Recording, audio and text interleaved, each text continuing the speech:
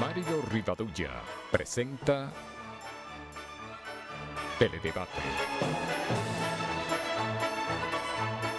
con Ramón Reyes, Alex Jiménez y Dilenia Cruz. Teledebate, objetivo y veraz, siempre fiel a la verdad.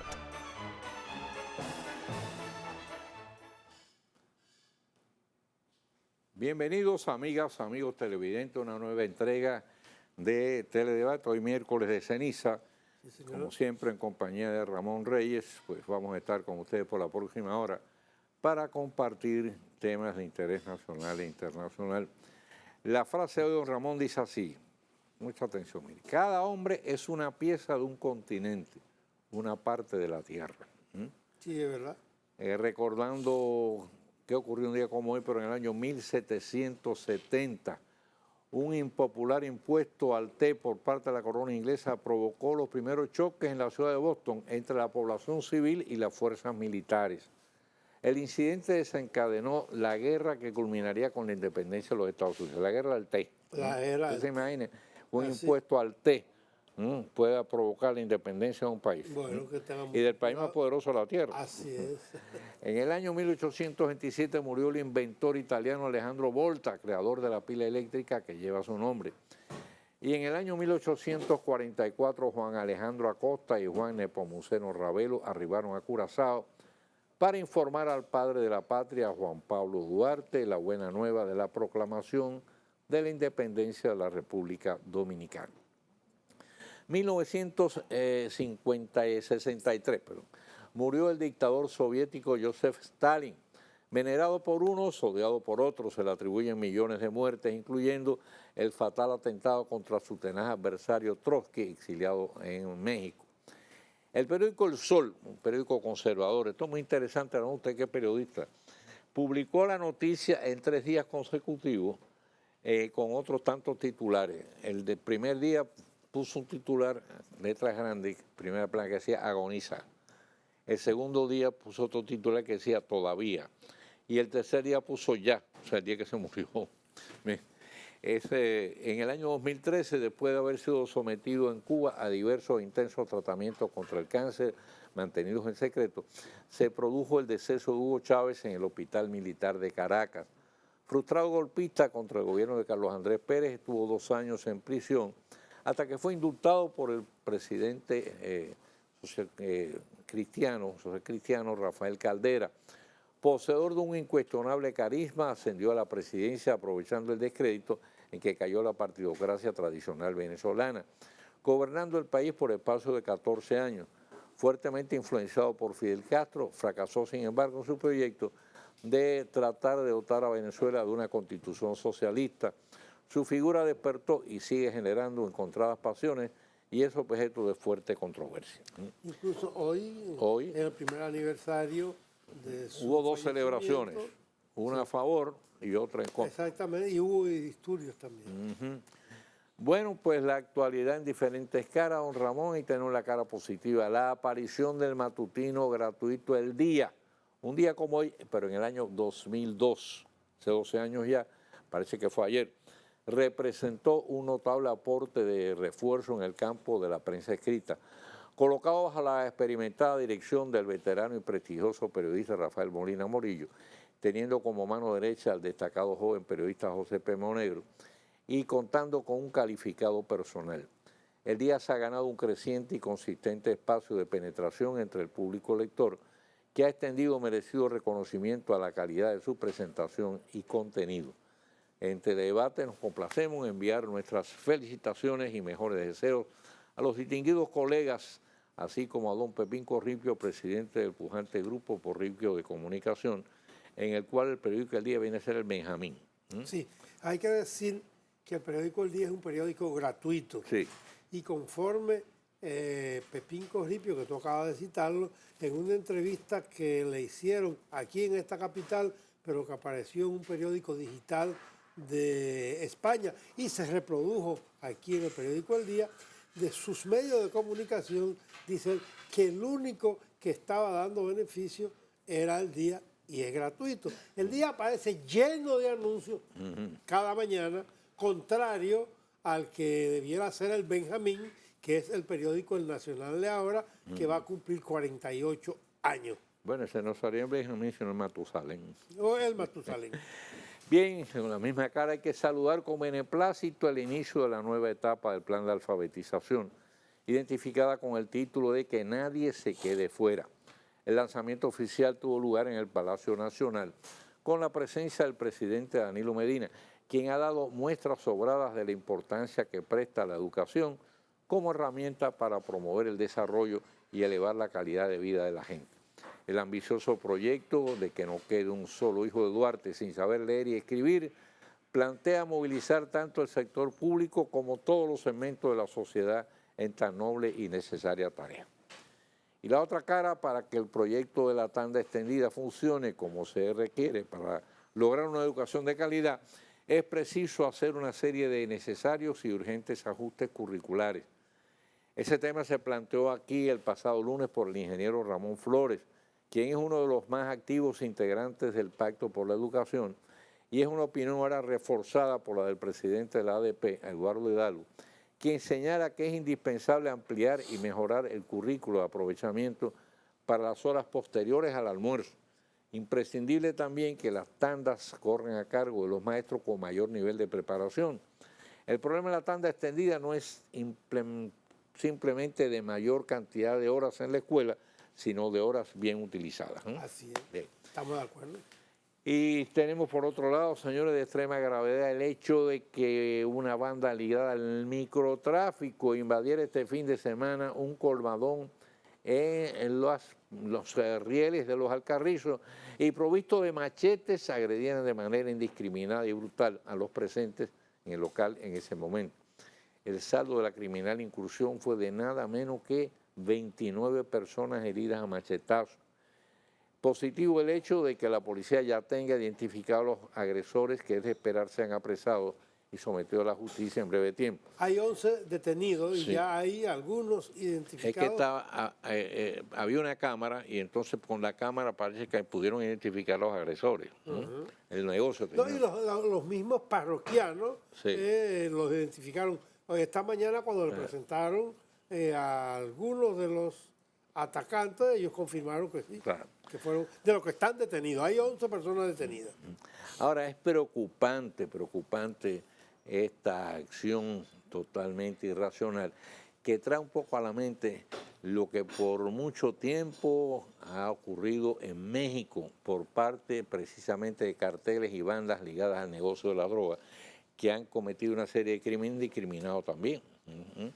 Entonces, ojalá por aquí no vayamos por el mismo camino. Bueno, al paso que vamos, Bueno. yo creo que no estaremos muy lejos de alcanzarlo.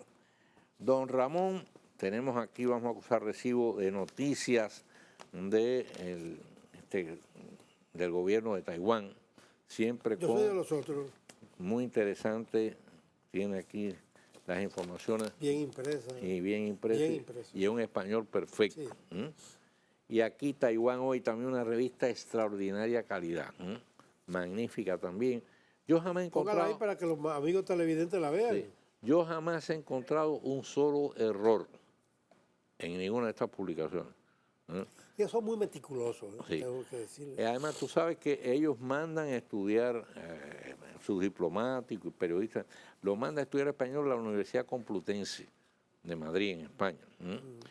Y cuando yo miro esto me da mucha pena a veces de los errores que salen en la prensa nuestra, donde el idioma nuestro es el español. Pero un español, Y a diario. un español donde a veces sale cada disparate, ¿vio? Increíble.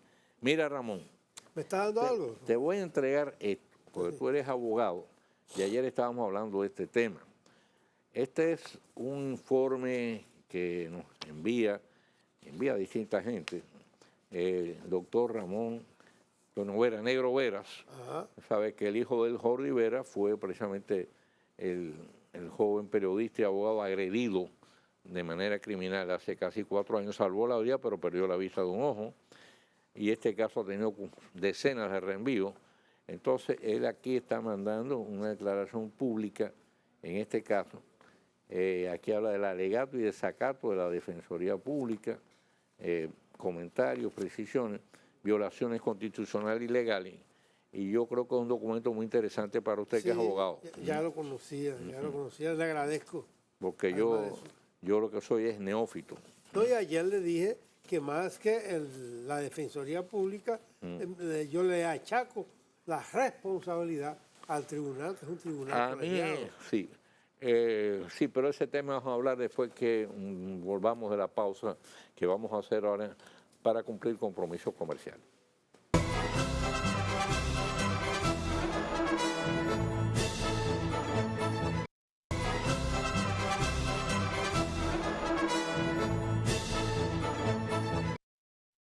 Ramón, yo no sé si tú viste la entrevista larga, muy prolija, que llevó a cabo Alicia Ortega con Juan Vicini.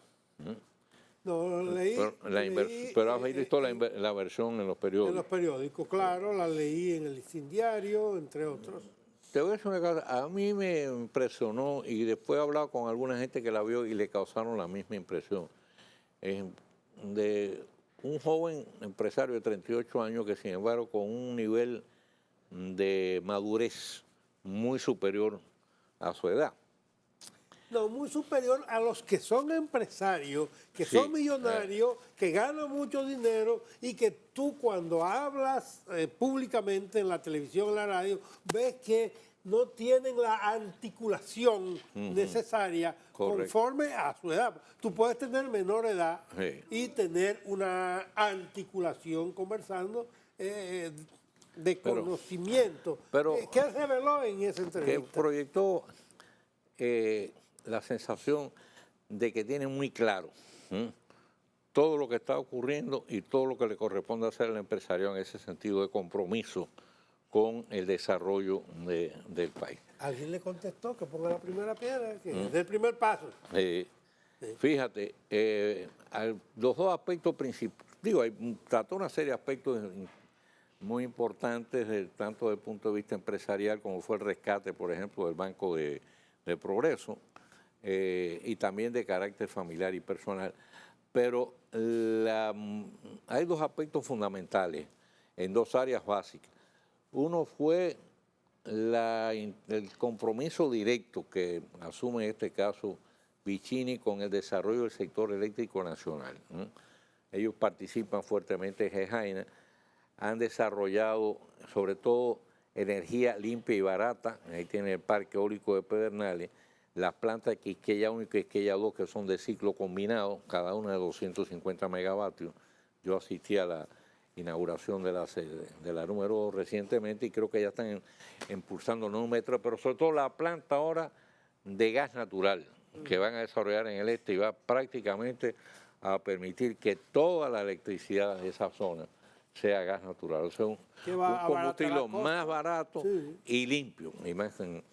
Y el otro aspecto, a mi juicio, muy importante fue la exhortación que hizo a volver la vista hacia la frontera para invertir y desarrollar el potencial de riqueza de la misma. Oye, yo hace 40 años que recuerdo las distintas veces que habló de desarrollar proyectos en la frontera, al final todos se quedaron a medio camino o en el aire. Don Rafael Herrera murió hablando de eso. Sí, pero ahora esto tiene una trascendencia extraordinaria desde muchos puntos de vista, porque fíjate, primero es la única forma de recuperar el terreno que hemos ido perdiendo, porque la frontera ahora se ha ido corriendo hacia acá, con la deserción de los dominicanos de la región, y entonces ese puesto lo han ido ocupando haitianos. Correcto. Entonces, cuando me van a sellar la frontera, yo pienso, digo, ¿y cómo usted va a sellar la frontera? ¿Con quién? Con lo mismo que cobran el peaje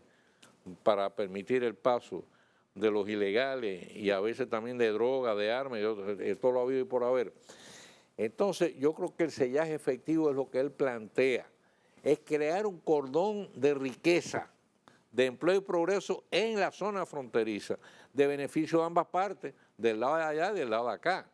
Porque cuando tú creas empleo del lado de allá, bueno, tú estás reduciendo la posibilidad de que esa gente tenga que venir para el lado de acá, que ese es el grave problema que nosotros tenemos. Nosotros somos un país pobre, pero Haití es un territorio totalmente miserioso. Sí, entonces, para ellos venir a República Dominicana como para los dominicanos de aquí, por ejemplo, tratar de llegar a Puerto Rico. Pero para de Puerto Rico pasar a Nueva York, porque ya A Puerto Nueva- Rico exacto. no tiene ningún aliciente que no sea el tránsito. Sí. Porque Bueno. Puerto Rico, la economía de Puerto Rico está mucho más deprimida que la economía dominicana. No, es verdad.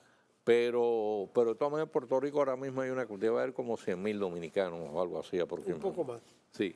Bueno, ahora, nadie puede llamarse engaño con esto. Mientras nosotros sigamos de espalda a la frontera, la misma se va a ir corriendo cada vez más hacia el lado de acá.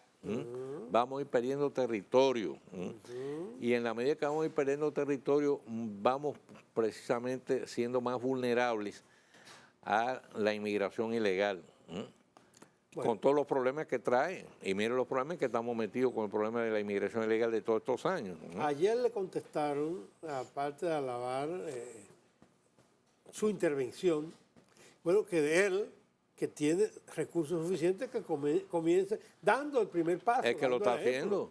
haciendo. ¿Dónde está el parque eólico? Está en Pedernales y está desarrollando un proyecto en la frontera recientemente. A mí me dio mucha pena el fin de semana pasado lo que ocurrió en Boca Cachón, Ajá. porque la mayoría de los obreros que están construyendo Boca Cachón son haitianos, Haitianos ilegales además. contratados por el Estado Dominicano. Pero es que la mayoría de las obras públicas, el grueso de los trabajadores son precisamente haitianos. Cuando yo dije eso, dijeron, no fue el Estado Dominicano, son los... ¿De los qué? los maestros constructores, No me venga con eso. hombre. Sí, los claro. maestros constructores que lo buscan. Sí, claro. ¿Y por qué no buscan a los dominicanos? No, hombre, no. Además, usted es el dueño del negocio. Usted es el dueño de la obra. Usted no lo pueden dejar en manos de maestros constructores ni de nadie. Usted es el que tiene que supervisarle y establecer las normas. Evidentemente que esa es una realidad que no vamos a desprendernos de ella. El dominicano no quiere en este momento hacer ese tipo de trabajo y entonces se ha desplazado al motoconcho. Prefiere el motoconcho. ¿Y qué ha pasado? Que los haitianos le han comido los caramelos, están ocupando el puesto que le corresponde a los dominicanos. Y peor aún, o mejor aún, ya los haitianos están aprendiendo a conocer sus derechos sus derechos laborales, conforme a las leyes dominicanas, y lo están reclamando. Claro. Porque muchos de estos empresarios dominicanos, agrícolas e industriales, contratan la mano de obra haitiana para engañarlos. Lo meten ilegalmente, claro. para pagarle bajo salario, para no inscribirlo en la seguridad social, para negarle todo tipo de prestaciones. Entonces, Pero tú no has visto las películas, por ejemplo, que pasa lo mismo en los Estados Unidos con los braceros mexicanos. exactamente. Que lo utilizan igual. Exacto. Por eso nosotros hemos insistido en lo siguiente. Mire, la ley de regularización tiene como ventaja el hecho de que al legalizar usted su estancia en el país, usted va a poder gozar de todos los derechos que establece la ley. No solo gozar de ellos, sino reclamarlo. Porque un haitiano ilegal ahora usted no puede ir a un tribunal a reclamar nada. Usted está ilegal aquí. Usted ni siquiera aparece registrado ni en inmigración ni en la seguridad social. Pero cuando usted está legalizado, usted sí puede entonces reclamar sus derechos a plenitud. Así es. Esa es la así cosa. es. Bueno, mira, sí, pero Que hablando de, no es la ley, es la sentencia 168, porque la ley de migración que habla de la regularización Claro. data del 2004, que debió ponerse en ejecución. Tanto la ley como el reglamento, y que Leonel Fernández se negó a firmar el reglamento y que se pusiera en ejecución. Sucede que ahora el grupo de nacionalistas elevó un recurso al Tribunal Constitucional oponiéndose a lo que ellos estaban aplaudiendo, a la misma sentencia, porque dice que el plan de regulación es inconstitucional. bueno, yo no conozco el plan todavía, en realidad. Se habló el presidente Danilo Medina en su discurso el 27 de febrero, dijo que se iba a mandar el proyecto de Al Congreso ley, Nacional. un proyecto de ley de naturalización, cuyo contenido yo no conozco. Hay que esperar a que lo mande para poder entonces leerlo con detenimiento y saber si realmente se corresponde con lo que dispone la sentencia del Tribunal Constitucional y que no viola la Carta Magna. Porque hay un decreto que emitió el presidente de la República, que lo tengo y que lo comentamos aquí. Sí, en que tiene un par de contradicciones. Exactamente. Sí. No sé si se referirá a eso, pero en todo caso sería al decreto y no a la ley 168. Correcto. Vamos a hacer la pausa y retornamos.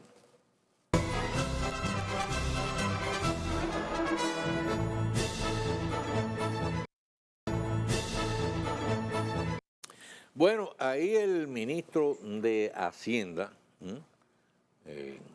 Simón Lizardo, ofreció una información interesante. Dijo que en el año pasado, a pesar de la recesión que hubo en los primeros meses, los ingresos, las recaudaciones fiscales, pues crecieron un 12% en relación con el año anterior, con el 2012.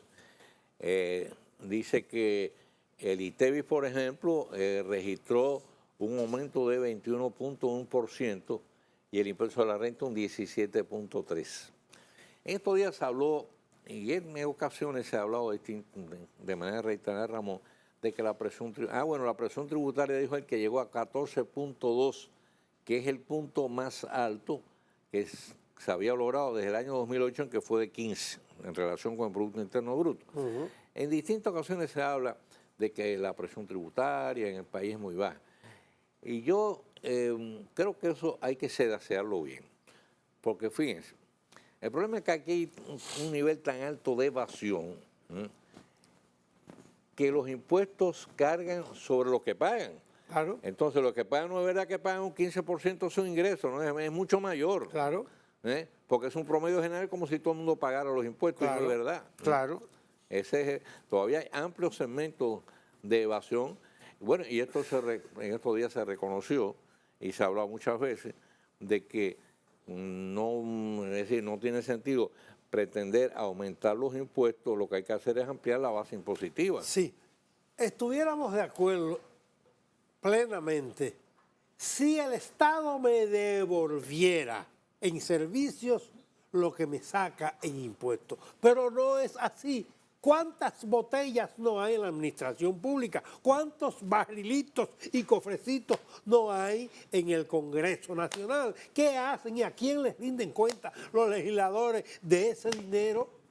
Con los impuestos que tú pagas y con los impuestos que yo pago. Hay mucho desperdicio, además, mucha irresponsabilidad. Ayer mismo hablaba... Vagos, cobrando y cobrando 2 y 3 cheques. Mira, hace algún tiempo yo recuerdo un funcionario estaba abogando por un aumento de impuestos en una reunión. Entonces dice, no, porque en Alemania, en Europa se paga tanto. Sí, yo estoy de acuerdo. Sí, amigo. Pero en primer lugar, un trabajador alemán o un trabajador italiano, por ejemplo, o francés, gana unos salarios tan elevados que le permite pagar el 50% del impuesto y con el otro 50% vive muy bien y viene a vacacionar al Caribe. Así es, y después que Pero tiene aparte de eso, 65 años, con ese 50% que él entrega al Estado, recibe toda una cantidad de beneficios que aquí no se ve por ningún lado. Porque aquí que paga impuestos no recibe absolutamente nada. Le dicen a uno no que la deuda social, pero la deuda social no es culpa de uno que trabaja. La deuda social hay que ver de quién es la deuda social. De los contrabandistas, de los que se roban los dineros públicos, de los que hacen negocio a los hombres de poder. Esos son los responsables de deuda social. Así es. No los ciudadanos que trabajamos y pagamos impuestos. Pero quieren pagar, ahora que estamos en Semana Santa, justos por pecadores. Entonces, nosotros somos los justos y los pecadores son aquellos que se están lucrando. En el caso de la electricidad, que hay gente que ha hecho de la pobreza, entre comillas, una profesión. Viven como ricos, pero no pagan la electricidad, no pagan el agua, no pagan los impuestos, no pagan nada. Y dicen, no, eso es de los desbaratados. Sí, ahora pagan el teléfono y la televisión, eso porque sí, el cable, para poder ver televisión, se lo cortan de una vez, para eso sí tienen cuarto. Bueno, mira, lo que estábamos hablando de Jordi Vera. Mira. Oye, el caso de Jorge Rivera lleva 4 años de aplazamiento, hace todo tipo de artimaña y triquiñuela Ajá. de la persona que figura como autor intelectual. ¿Qué es lo que hace? Bueno, cada vez que hay una cambia de abogado. Dice, no, ese abogado no, ahora yo cambié de abogado, yo cambié de abogado. En esa historia lleva, no sé, como 40 reenvíos. Ahora, sí, no es un caso único. Eso es reflejo de lo que ocurre con muchos otros casos, donde se utilizan también todo tipo de maniobras sucias, por así decirlo, para precisamente evadir la acción de la justicia. Ahora, yo me pregunto, bueno, si las altas instancias judiciales pueden mostrarse indiferentes frente a una situación que es una burla más elemental al principio de justicia y arroja descrédito y desconfianza sobre los mecanismos de justicia de este país, Bueno, se está que mostrando ya indiferente. sufre más que suficientes márgenes de duda. Se está mostrando. Mira, aquí todo está permeado por la política y por la política partidarista. Ese caso de Jorge Rivera, que ha debido un juez responsable decir, no, mire, hasta aquí usted llegó. Y el juicio de fondo va. Puede ser. Pero bueno, amagando y no dar. Mira, los 3 casos iguales. Hay en este momento 3 alcaldes de 3 ayuntamientos. 4. Son 4, creo. Está el de Bánica, está el de San Francisco de Macorís, La Romana. el de las Romanas, No, y hay uno por allá, Bánica. En Samaná creo que hay otro. esa mana por ahí. ¿Qué pasó? Hay 2 que están presos.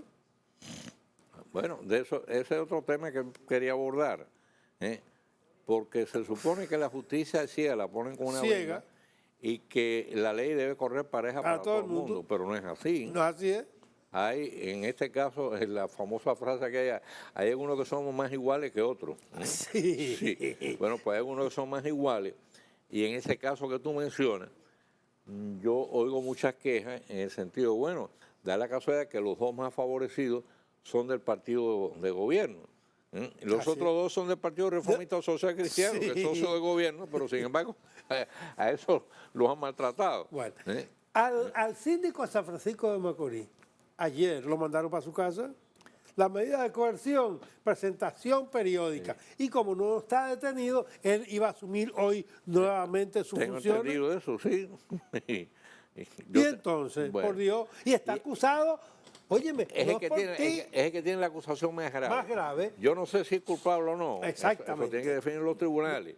Pero lo que estamos hablando es que el derecho que tienen todos a ser tratados igual y la obligación que tienen en este caso a los jueces de tratar a todos igual. Claro, claro. Y todos están sometidos por auditoría de la Cámara de Cuentas, no por denuncias tuyas ni mías. No, la auditoría. Cámara de Cuentas presentó una auditoría y en base a eso fue que lo sometieron. Bueno, ¿y cómo este hombre que está acusado de un desfalco de 100 millones de pesos lo mandan para su casa como medida de coerción, presentación periódica y una fianza? Estamos, pero si lo hacen con traficantes de droga, ¿vio? Bueno. Por millones de dólares. Vamos a hacer la pausa y regresamos.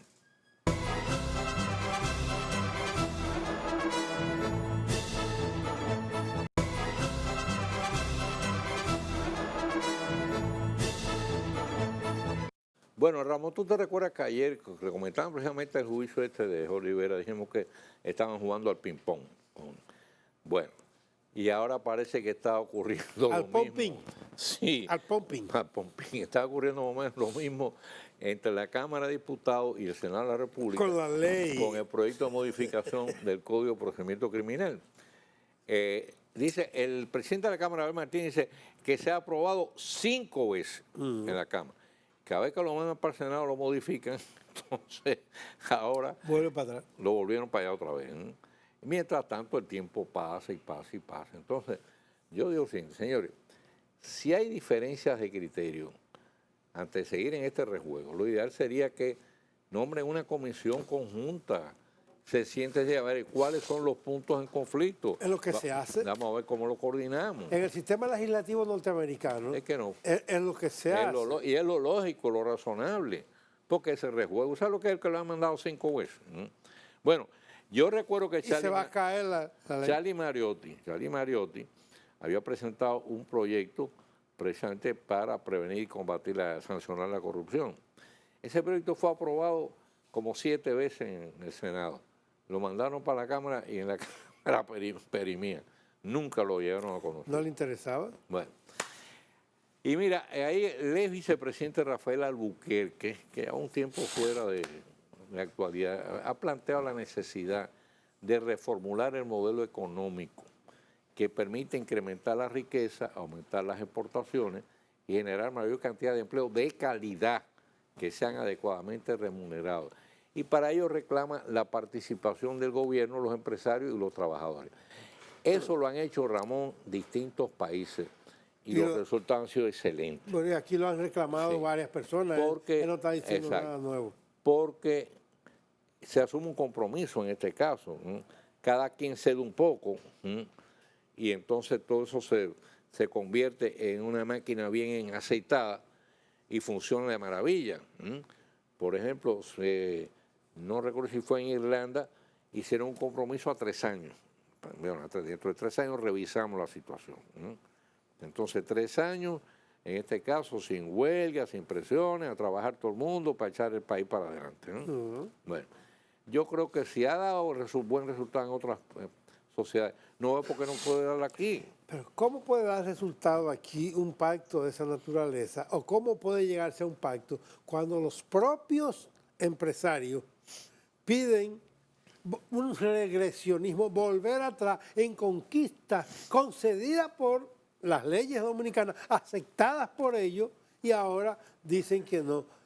Se hace una comisión para reformar el Código de Trabajo, el Código Laboral, y bueno, óyeme. Bueno, pero fíjate, tú estás hablando del Código Laboral. Sí. Entonces, estamos hablando de una cosa específica. Es que el pacto forma parte de eso. Exacto, viejo, pero cuando tú hablas del pacto, por eso, entonces, déjame a un lado el Código Laboral. Vamos a sentarnos y vamos a negociar todo, en este caso. Y es ahí donde yo creo que está encallada la cosa. Tenemos que ir mucho más allá, con una visión mucho más amplia. Estoy de acuerdo. Pero hay sectores que no les interesa eso. Bueno, entonces, pero yo no creo que eso va a pasar. Eso no camina.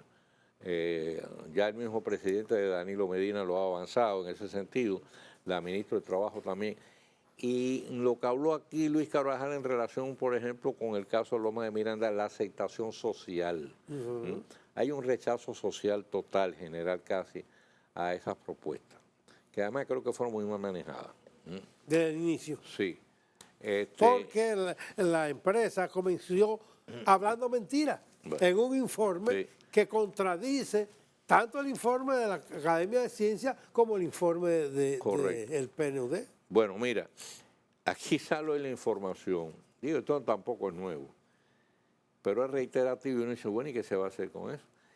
700.000 conductores están manejando con la licencia vencida. ¿Aquí donde? En el periódico Nacional de esta tarde. Y hace ya algún tiempo que nosotros tratamos ese tema, lo había publicado el Diario Libre, en un trabajo de investigación periodístico que hicieron.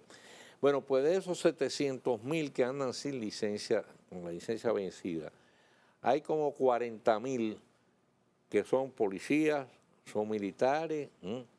Entonces, señores, ¿cómo es posible que se permita que haya 700.000 choferes, en este caso públicos y privados, militares y civiles, manejando con la licencia vencida? Porque la autoridad lo permite, Mario. La autoridad... Ese es el problema. Entonces, las multas no se pagan. Se deben más de no sé cuántos millones, cientos de millones de pesos en multas que no se pagan.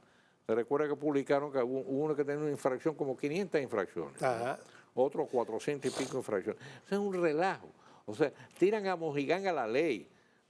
Así no es verdad que usted puede de ninguna manera organizar el tránsito ni reducir la cantidad de accidentes. Oiga, somos el segundo país del mundo en promedio de mayor cantidad de accidentes de tránsito fatales. En el mundo entero, este paisito de 10 millones de habitantes. Mario, tú lo conduces, yo conduzco diariamente. Cuando hay redadas y de noche, después de las 8 de la noche, en rutas visibles como aquí en la Núñez de Cáceres, Luperón, que yo suelo transitar cuando salgo de aquí del canal, me para una patrulla y lo primero que me pregunta es si yo soy militar. Sí. Si yo soy un violador, ¿qué diablo tiene que ver que yo sea militar o no? Entonces, si yo soy militar o policía, pero violo la ley, yo estoy legal. Sí. Así es. Sí. Váyase. Si yo digo que sí, a veces ni siquiera me dicen, deme su Mira, identificación que demuestre que usted Sí. es militar. Y mire, vamos a coger medio minuto más. Porque esto ocurrió al hijo mío hace pocos días. Y al señor jefe de la policía que tome nota. El hijo mío venía camino de casa, a temprana hora de la noche. Bueno, un motor a oscuras le manda que se pare. Él no se para. Claro, ¿Cómo se va a parar con motor a oscuras? claro. Lo siguen hasta la casa, entonces frente a la reja de mi casa. Lo detienen. Y le dice, abre el carro. Y él le dijo, ¿usted tiene orden para registrar el carro? Bueno, mira, ve que te puedo llevar preso por desacato. Bueno, pues se negó a abrir el carro. Hizo bien. Lo hizo Yo lo bien. hubiera hecho Sí, también. Pero no, pero yo le dije, sí, pero es un peligro. Tenías que haberme llamado porque así mismo me lo matan y no hay testigos. Así es. Y entonces, pero no, porque tú no te paras. ¿Y cómo voy a parar un motor oscura? Yo sé quiénes son ustedes, son guardias, son delincuentes. Ese es el problema. Sí, señor. Que no se sabe a veces si son guardias o si son delincuentes. Y que muchos guardias se meten a delincuentes También. siendo guardias. Vamos a hacer la pausa y cuando regresemos en breve, pues ya estaremos de nuevo con ustedes con el tiro rápido de hoy.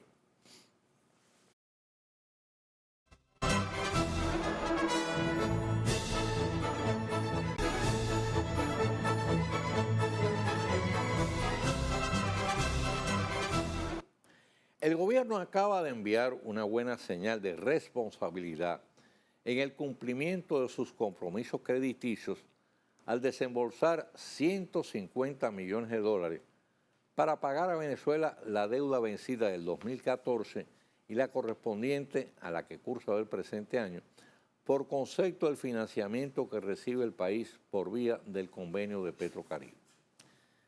Es una pésima práctica acumular deuda, sobre todo con los acreedores internacionales, bajo el alegre criterio de que la deuda externa es en realidad deuda eterna. La de Petrocaribe ha convertido a Venezuela en nuestro principal acreedor y si no la honramos, su monto global irá aumentando en la medida que pase el tiempo, hasta el punto de volverse asfixiante, sobre todo para las generaciones futuras, y extremar nuestra dependencia con el país bolivariano.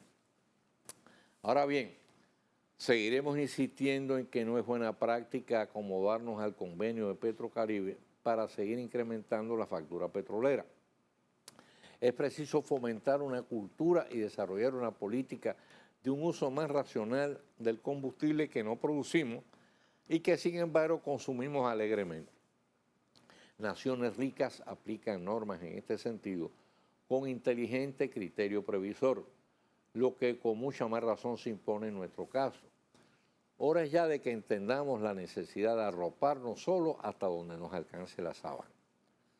Por otra parte, la oferta de poder hacer abonos a la deuda mediante la venta de productos dominicanos a Venezuela constituye una interesante oportunidad, sobre todo para el sector agrícola, al tiempo que un reto para producir con mayores niveles de eficiencia y a precios competitivos.